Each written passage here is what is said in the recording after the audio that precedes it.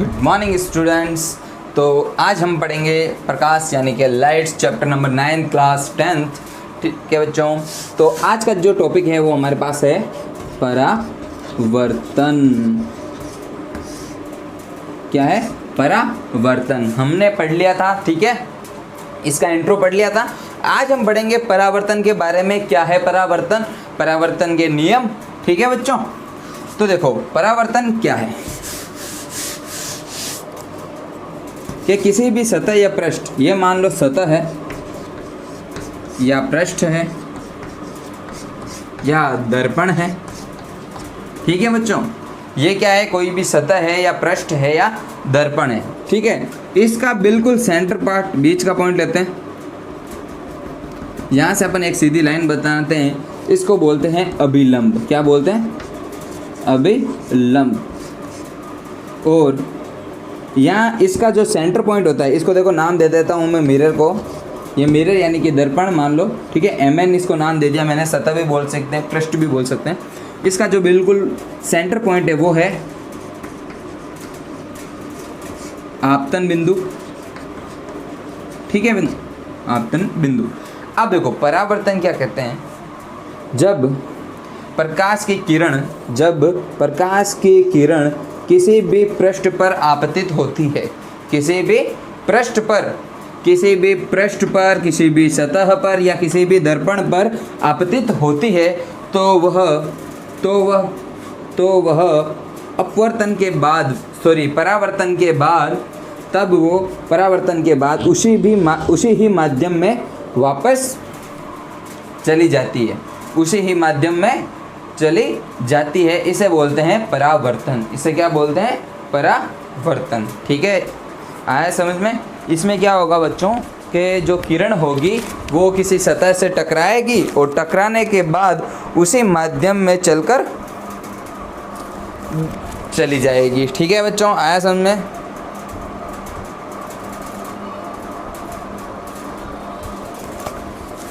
ठीक है, आया समझ में?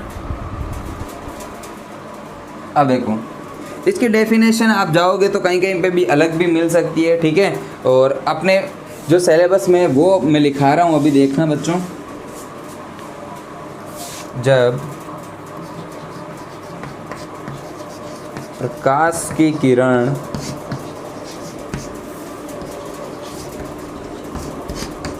किसी सतह पर, पृष्ठ, दर्पण पर आपतित होती है, तो वह टकराकर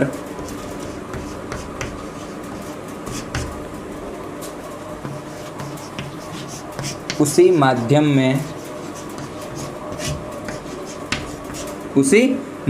में लौट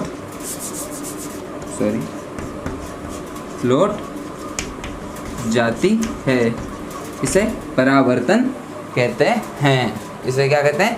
परावर्तन कहते हैं। देखो, जब प्रकाश की किरण किसी सतह या पृष्ठ या दर्पण पर आपतित होती है, आपतित का मतलब और क्या लिख सकते हैं अपन? गिरती है। ठीक है, तो वह टकराकर, उस सतह से टकराकर उसी माध्यम में वापस लौट जाती है, उसी माध्यम में वापस लौट जाती है। इसे परावर्तन कहते हैं। इसे क्या कहते हैं? परावर्तन कहते हैं। यह है परिभाषा किसकी? परावर्तन की यह है परिभाषा। ठीक है, ये लिख लो बच्चों, फिर मैं कर रहा हूँ इसको रफ। अब देखो,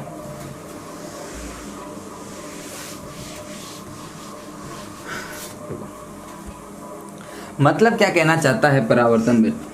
ये मान लो मैंने दर्पण लिया। क्या लिया? दर्पण। दर्पण में ये क्या बिल्कुल सेंटर पॉइंट है, अभिलंब। ठीक है, आपतन बिंदु।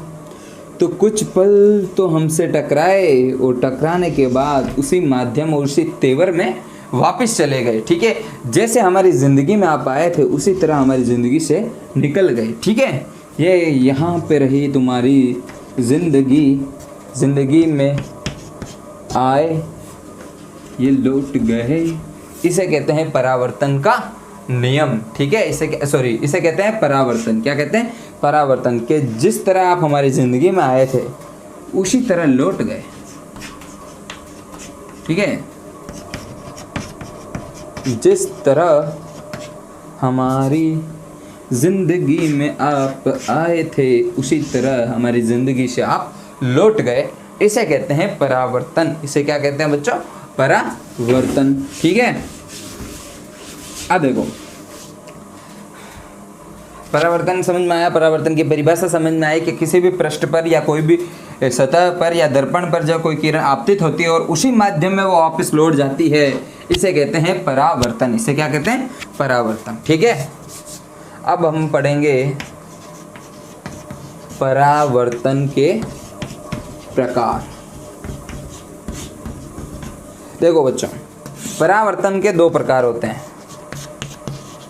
पहला नियमित परावर्तन, दूसरा है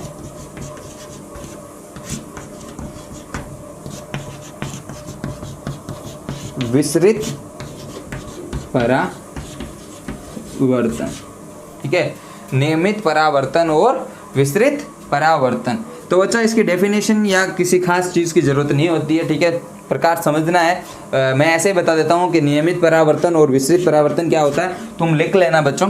कि नियमित परावर्तन वो परावर्तन होता है जो समतल सतह पर हो। किस पे हो? समतल सतह या चिकनी सतह पर हो। किस पे हो? समतल सतह या चिकनी सतह पर होने वाला परावर्तन नियमित परावर्तन कहलाता है। क्या कहलाता है? नियमित परावर्तन। ऐसा परावर्तन जो समतल सतह या चिकनी सतह पर हो वो नियमित परावर्तन कहलाता है। विसरित परावर्तन क्या है?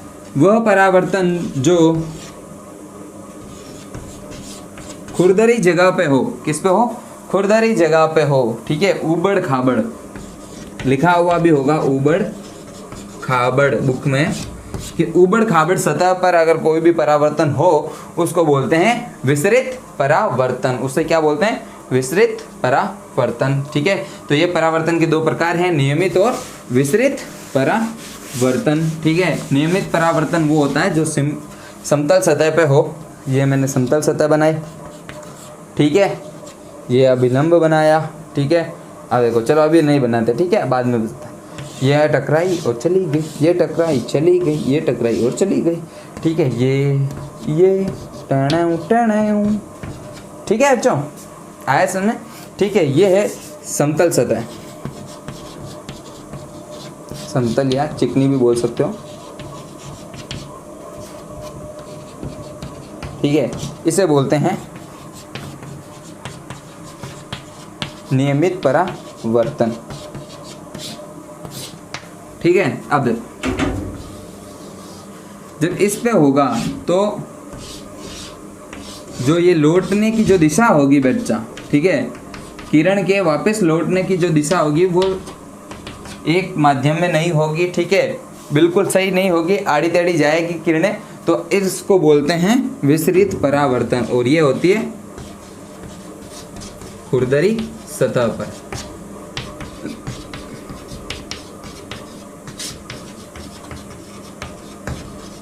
ठीक है, ये होता है विसरित परावर्तन। दोनों के डायग्राम समझ में आए तुमको बच्चों? ठीक है, देख लो ये दोनों के डायग्राम और लिख लो।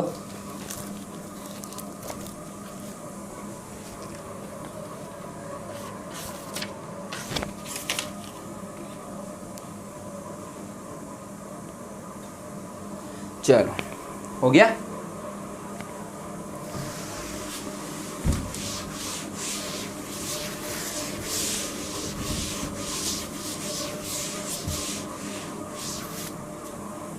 अब जो मेन इम्पोर्टेंस चीज़ आती है वो है परावर्तन का नियम। ठीक है, तो उस परावर्तन के नियम को पढ़ने से पहले मैं एक डायग्राम बना के बता रहा हूँ, उस डायग्राम को आप अच्छे से लिख लो बच्चों। ठीक है,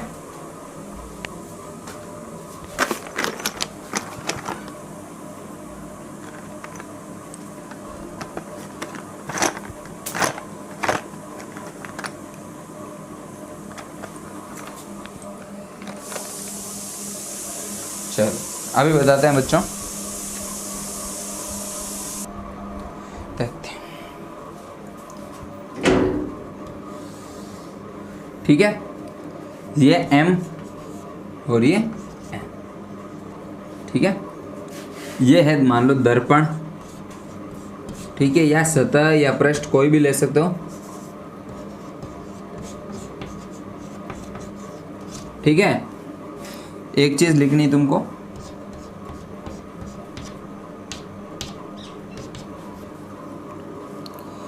ये है तुम्हारे पास अभिलंब, क्या है, अभिलंब, ठीक है। अब देखो यहाँ पे किरण क्या होगी, आपतित होगी यहाँ पे, ठीक है। तो इस पॉइंट को मैं लिखूंगा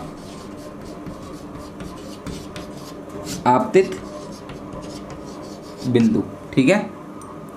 अब देखो कोई भी किरण आ रही है, ठीक है, वह यहाँ से आएगी, आई, ठीक है, सेम उसी ही मार्ग में वापस लौट जाएगी, उसी ही माध्यम से लौट जाएगी, ठीक है। ये चली गई। अब देखो जो ये आ रही है, आने वाली किरण इस पे गिर रही है, यानी कि आपतित हो रही है, तो इसको अपन बोलेंगे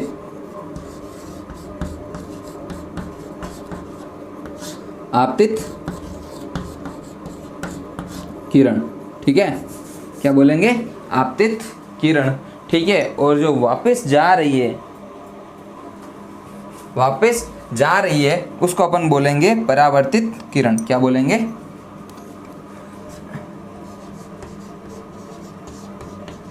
लिख दो परावर्तित किरण, ठीक है। क्या बनाएगी, परावर्तित किरण। देखो आपतित किरण को अपन आई से लिखते हैं, ठीक है। इसका सिंबल होता है आई और इसका सिंबल होता है आर, इसका सिंबल क्या होता है, आर, ठीक है बच्चों।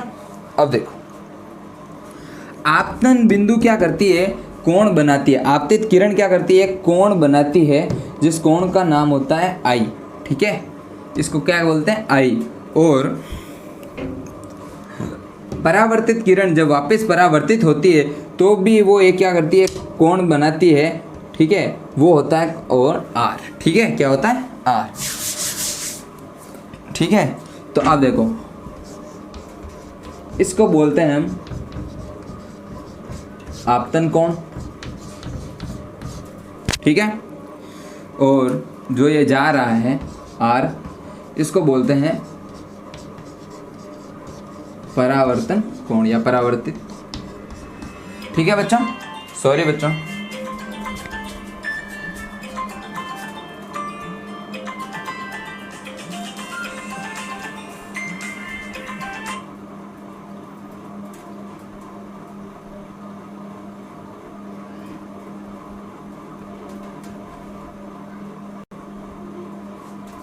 तो ये लिखा तुम लोगों ने बच्चों, ये समझ में आया तुमको, ठीक है। ये डायग्राम जो है वो इम्पोर्टेंट है, ये है परावर्तन का चित्र, ठीक है। ये है परावर्तन का चित्र, इसमें पता चल जाएगा तुमको परावर्तन कैसे होता है, ठीक है। आया समझ में। अब देखो इधर मैं लिखता हूं परावर्तन का नियम, परावर्तन का नियम, ठीक है। तो परावर्तन के नियम लिखो। देखो अपने सिलेबस में 2 ही नियम लिखे हुए हैं। पहला क्या है, देखो इसमें तुमको क्या दिख रहा है, आपतित किरण,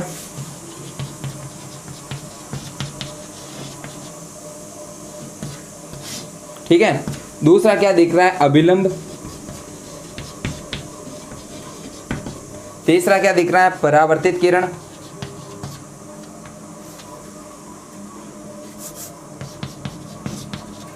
परावर्तित किरण तीनों किसमें है, आपतित किरण, अभिलंब व परावर्तित किरण तीनों एक ही बिंदु पर आपतित होती है। एक ही बिंदु पर क्या होती है, आपतित होती है, ठीक है। आया समझ में यहाँ पे कि भाई देखो तीनों एक ही बिंदु पर है कि नहीं है, आपतन बिंदु पर, तीनों किस पे है, आपतन बिंदु पर। देखो आपतित किरण, अभिलंब और परावर्तित किरण तीनों किस पे है? आपतन बिंदु पर, एक ही बिंदु पर है। ब्रैकेट में लिख देना आपतन बिंदु, ठीक है। ब्रैकेट में क्या लिखोगे? आपतन बिंदु, नीचे नहीं दिख रहा होगा, लिख लेना आपतन बिंदु। आया समझ में? यह था पहला नियम, ठीक है। परावर्तन का नियम इंपॉर्टेंट हेडिंग है बच्चों, तो लिख लो ये। अब देखो सेकंड पॉइंट,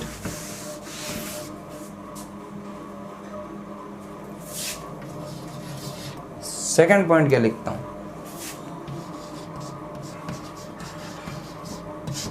आपतन कोण व परावर्तन कोण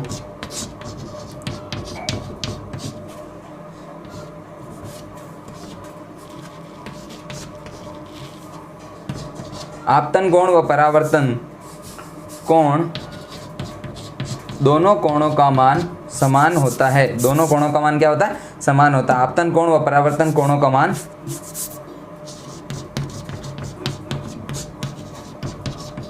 दोनों कोणों का मान समान होता है।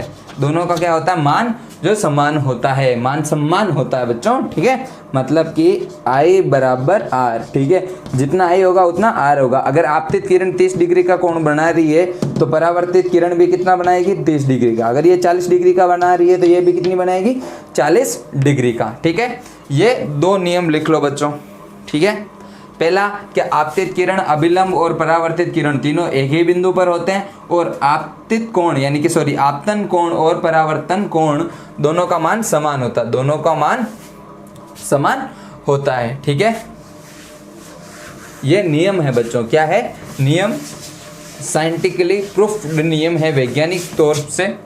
अब देखो, ये वैसे तो मैं इसको कई बार 2 पॉइंट्स में लिखाता हूँ अगले 3 पॉइंट्स को, लेकिन मैं इसको एक ही में डाल रहा हूँ, और ये तुम्हारे सिलेबस में नहीं है, बस ऐसे ही लिखा रहा हूँ एक एक्स्ट्रा पॉइंट, ठीक है। याद रखना।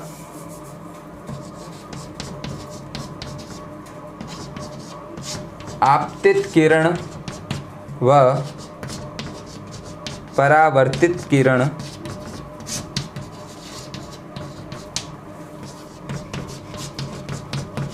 दोनों की चाल यानी कि स्पीड व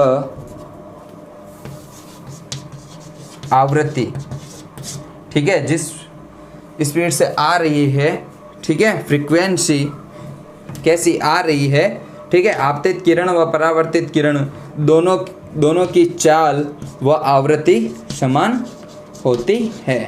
दोनों की समान होती है, ठीक है। चाल और आवृत्ति दोनों समान होती है। देखो, ये जिस चाल से आएगी, जिस स्पीड से आएगी, टकराने के बाद उसी स्पीड से वापस चली जाएगी, ठीक है बच्चों। जिस आवृत्ति से आएगी, जितनी इसकी फ्रीक्वेंसी होगी आने की, उतनी फ्रीक्वेंसी से ये वापस चली जाएगी।